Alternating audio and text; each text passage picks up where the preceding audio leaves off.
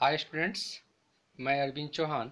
आज फिजिक्स का एक टॉपिक है, उसके बारे में गणना करने वाला हूँ, डिस्कस करने वाला हूँ। टॉपिक है एम्पियर का परिपथीय नियम क्या है और इसके आधार पर परिनालिका तथा टोरॉइड के अंदर उत्पन्न कुल चुंबकीय क्षेत्र की गणना कीजिए। इसी के डिस्कस करने वाला हूँ मैं आज। तो जैसा कि देख रहे हैं आप, एम्पियर के परिपथीय नियम हेडिंग डालेंगे और इसके लिए एक पहले चित्र हम बना लेते हैं। ठीक है, ये कोई एक बंद वक्र है। बंद वक्र बना लेंगे, इसके केंद्र को वो मान लेंगे, यहाँ से आर त्रिज्या ले लेंगे। ठीक है, और इस स्पर्श बिंदु से यहाँ से एक स्पर्श रेखा खींचेंगे, विद्युत क्षेत्र की तीव्रता दिखा देंगे, विद्युत क्षेत्र।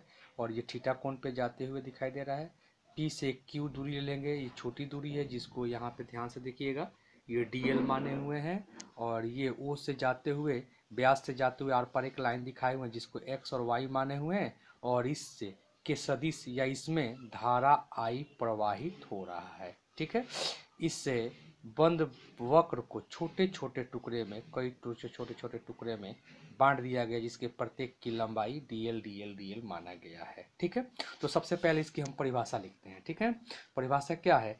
किसी बंद वक्र के चारों ओर या परितः चुंबकीय क्षेत्र की तीव्रता का कुल मान या रेखीय समाकलन उस बंद वक्र द्वारा घिरी आकृति में से होकर गुजरने वाली कुल धारा का म्यू गुणा होता है ना। अर्थात चुंबकीय क्षेत्र की तीव्रता बराबर म्यू जीरो गुणे कुल धारा। इसका मतलब क्या हुआ, उन्होंने समझाया एम्पियर साहब ने कि कोई भी बंद वक्र लेते हैं, चाहे वो पाइप हो, चाहे वो समझ लीजिए कोई ये सर्किल हो, है ना, चाहे ये धातु का कोई भी ये गोलाकार चीज हो, बंद होना चाहिए। कैसा होना चाहिए? बंद होना चाहिए, सिलेंडर ही क्यों ना हो। और इसके आर पार, इससे होते हुए, है ना, जैसे देख रहे हैं, इससे होते हुए इसमें से जितनी करंट, ये जैसे मेरा पेन दिखाई दे रहा है, इसके सदिश, है ना, करंट आर पार जितनी जाए, ठीक है ना, तो कह रहा है कि इससे होते हुए जितने भी करंट पास करेंगे, ठीक है, उस कुल धारा को, इस आर पार जाने वाली कुल धारा से अगर म्यू जीरो को गुना कर दें, जितनी करंट जा रही है, जितने एम्पियर देख रहे हैं यहाँ पे दिखाई दे रहा है, आई एम्पियर जा रहा है, उस कुल धारा को म्यू जीरो से गुना कर देंगे, जो वैल्यू आएगा वही वैल्यू के बराबर इसके चारों ओर, इसके चारों ओर कुल चुंबकीय क्षेत्र होगा। ठीक है, अगर इसमें से जितनी करंट हम ले जा रहे हैं, उस करंट को म्यू जीरो से गुना कर दें, तो जो मान आएगा वही मान इस बंद वक्र के परितः या चारों ओर चुंबकीय क्षेत्र उत्पन्न होगा। बहुत ही सिंपल परिभाषा है। परिभाषा फिर से सुन लीजिए, किसी बंद वक्र के चारों ओर उत्पन्न कुल चुंबकीय क्षेत्र का मान इस बंद वक्र से होकर गुजरने वाली कुल धारा के म्यू जीरो के गुणनफल के बराबर होती है।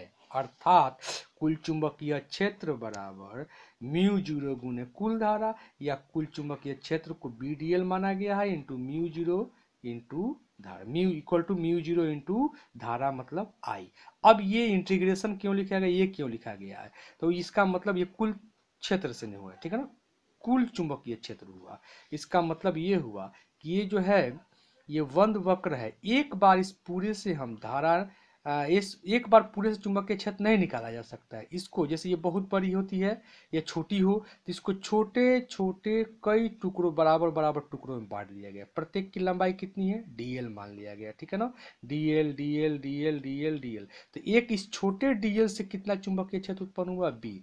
फिर दूसरे छोटे से कितना होगा, बी। फिर तीसरे से कितना होगा, बी। तो सभी बी बी को जोड़ देंगे तो कुल इस बंद वक्र के द्वारा चुंबकीय क्षेत्र हो जाएगा। तो छोटे छोटे चीज को, छोटे छोटे बी को जोड़कर एक बड़ा बी प्राप्त करने को बोलते हैं इंटीग्रेशन।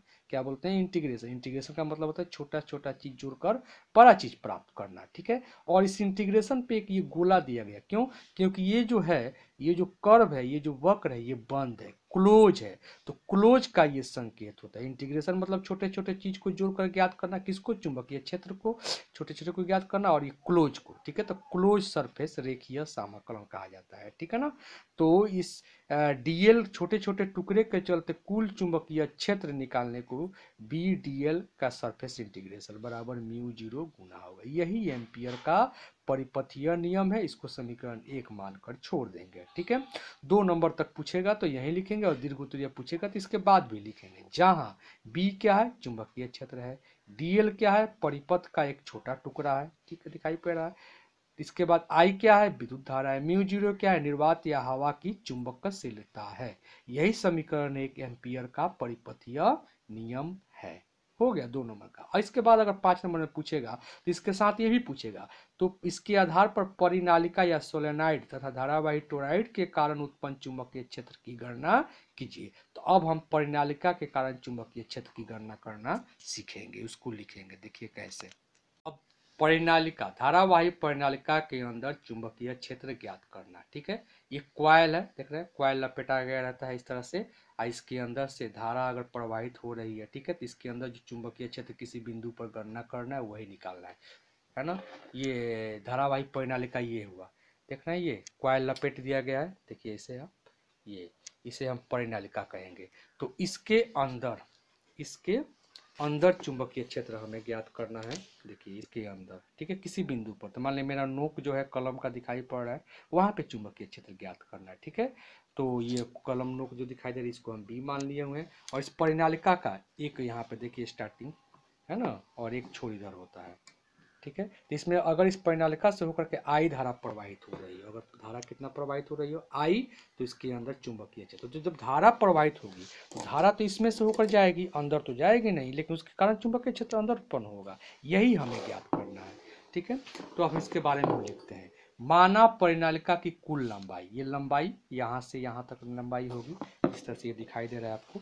इसकी लंबाई कुछ होती है यहाँ से यहाँ। माना परिनालिका की लंबाई कितनी है, एल है, तथा इसके प्रति इकाई लंबाई में तार के फेरों की संख्या n है। इसका मतलब क्या हुआ, ये लंबाई 1 मीटर 2 मीटर 5 मीटर कितना हो मीटर हो सकता है। ठीक है, तो इसमें यहाँ से यहाँ मान लेते हैं, यहाँ से 1 मीटर है, 1 मीटर में कौ फेरा, 1 2 3 4 5 6 7 8 जो भी हो, 1 मीटर में प्रत्येक 1 मीटर में फेरों की संख्या n n n 10 10 10 हो, 5 5 5, मतलब फेरों की संख्या n हो। तो लिखा हुआ है प्रति इकाई लंबाई में तार के फेरों की संख्या n हो, तथा इस तार से होकर यदि आई धारा प्रवाहित हो रही हो तो परिनालिका से प्रवाहित कुल धारा, है ना, तो एम्पियर के नियम के हिसाब से, है ना, कुल धारा, पहले चलते हैं, कुल धारा क्या होगी, एन एल आई होगी। ठीक है, आई मतलब धारा जा रही है, एल मतलब, है ना, कुल लंबाई में फेरों की संख्या कितनी है, 10 20 50 है, तो जो भी है उसमें से कुल धारा इतनी प्रवाहित होगी, तो कुल धारा का मान ये हो गया।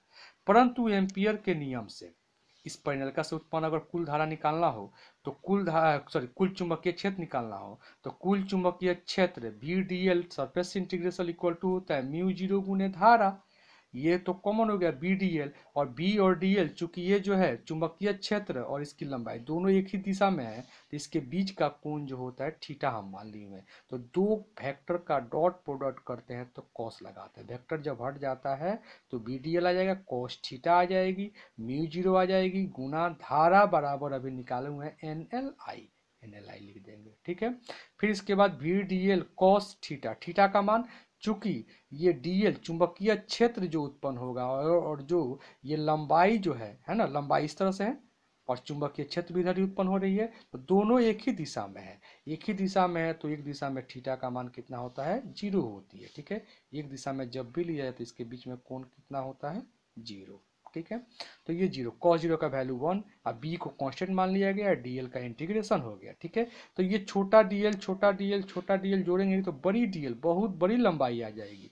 तो इंटीग्रेशन का मतलब होता है जोड़ना, dl मतलब छोटे छोटे लंबाई को जोड़ेंगे तो एक बहुत बड़ी लंबाई l प्राप्त हो जाएगी। इधर mu zero L N I, ठीक है, mu zero N L I है, एल से एल दोनों तरफ कैंसिल हो गया तो इधर बच गया बी म्यू जीरो एन आई। यही घेर देंगे, यही धारावाहिक परिनालिका के अंदर उत्पन्न कुल चुंबकीय क्षेत्र है। ठीक है, अब नेक्स्ट हम लोग चर्चा करेंगे धारावाहिक टोरॉइड के कारण उत्पन्न चुंबकीय क्षेत्र। धारावाहिक टोरॉइड के कारण कैसे करेंगे, तो इस परिनालिका को अगर हम क्या कर दें, ऐसे मोड़ दें, ऐसे मोड़ दें, ऐसे मोड़ दें तो ये गोलाकार हो जाएगा। ठीक है, इस तरह से हो जाएगा, मोड़ कर सटा दे तो इस तरह से हो जाएगा, तो इस आकृति को बोलेंगे टोरॉइड, इसको बोलेंगे टोराइड। तो टोराइड में वैसे ही दो छोर होंगे, एक की तरफ से धारा जा रही है और एक तरफ से धारा निकल रही है। इस टोराइड के कारण यहाँ पे अंदर कहीं चुंबकीय क्षेत्र हमें किसी बिंदु P पर निकालना है। इसकी त्रिज्या होती है R मान लिए, ठीक है, केंद्र को O मान लिए। तो इसका थ्योरी पहले देखते हैं। थ्योरी क्या है? माना टोराइड की त्रिज्या R है, ठीक है, इसके प्रति इकाई मतलब यहाँ से मान लो 1 मीटर 1 मीटर 1 मीटर में कितनी फेरो है, चाहे 1 सेंटीमीटर फेरो है 1 में, तो प्रति इकाई लंबाई में तार के फेरों की संख्या n है, जिसमें से होकर I धारा बह रही हो। तो टोराइड से प्रवाहित धारा कुल कितनी होगी? तो इसका है ना, कुल लंबाई गुने धारा, तो कुल लंबाई कितनी होती है? वृत्त की लंबाई 2 पाई आर, और प्रत्येक के लंबाई में, प्रत्येक इकाई लंबाई में n फेरा है, तो 2 पाई आर गुने n, और धारा प्रवाहित हो रही आई, तो एन आई, तो 2 पाई आर एन आई होगी, ठीक है। परंतु एम्पियर के परिपथीय नियम से हम लोग जानते हैं कि कुल चुंबकीय क्षेत्र उत्पन्न भी डी एल का सरफेस इंटीग्रल से बराबर होता है म्यू जीरो गुने कुल धारा इक्वल टू म्यू जीरो, कुल धारा अभी यहाँ पे निकाल रहे हैं 2 pi R N I, 2 pi R N I आ गया, ठीक है। और इधर हो गया surface integration B D L, और दोनों वेक्टर जब हटा रहे हैं तो इसके बीच में कॉस थीटा लगाते हैं, कॉस थीटा हो गया, बी को कांस्टेंट माना गया, बाहर कर दिया गया, surface integration D L cos theta. चूंकि ये जो धारा और चुंबकीय क्षेत्र, सॉरी, ये लंबाई और चुंबकीय क्षेत्र है, इसकी लंबाई इस तरह से चल रही है, चुंबकीय क्षेत्र भी ऐसे चल रही है, तो दोनों एक ही दिशा में होती है, इसलिए दोनों जब एक दिशा में होगी तो दोनों पैरेलल लाइन होंगे, पैरेलल के बीच में कोण कितना बनता है? 0, इसलिए थीटा का मान 0 लिया गया, इधर म्यू 0 2 पाई आर एन आई। अब ये बी बाहर हो गया, और छोटे छोटे डीएल को जोड़ेंगे तो बड़ा एक लंबाई प्राप्त होगी, ठीक है। तो ये cos 0 का मान 1 हो गया, डीएल का इंटीग्रेशन, छोटे छोटे डीएल को जोड़ेंगे तो बड़ी लंबाई प्राप्त होगी, तो छोटे छोटे ये डीएल जोड़ते जाएंगे तो बड़ी लंबाई क्या प्राप्त होगी? एक वृत्त प्राप्त हो जाएगा। तो वृत्त की कुल लंबाई कितनी होती है? 2 पाई आर, तो छोटे छोटे डीएल जोड़ने पे 2 पाई आर प्राप्त हुई, इधर बी है और इधर 2 pi R N I into mu 0 है, 2 पाई आर से 2 पाई आर कैंसिल हो गया, तो इधर बच गया बी और इधर बच गया म्यू 0 एन आई। यही टोराइड के कारण उत्पन्न कुल चुंबकीय क्षेत्र है। आशा है आपको ये वीडियो पसंद आया होगा। इसे लाइक करें, सब्सक्राइब करें और शेयर करें, और बेल की घंटी जरूर बजा दें, ताकि हम इसके बाद तुरंत लाइट के बारे में देने वाले हैं, लाइट चैप्टर से संबंधित क्वेश्चन देने वाले हैं, वो आपको मिलेगा। देखने के लिए धन्यवाद।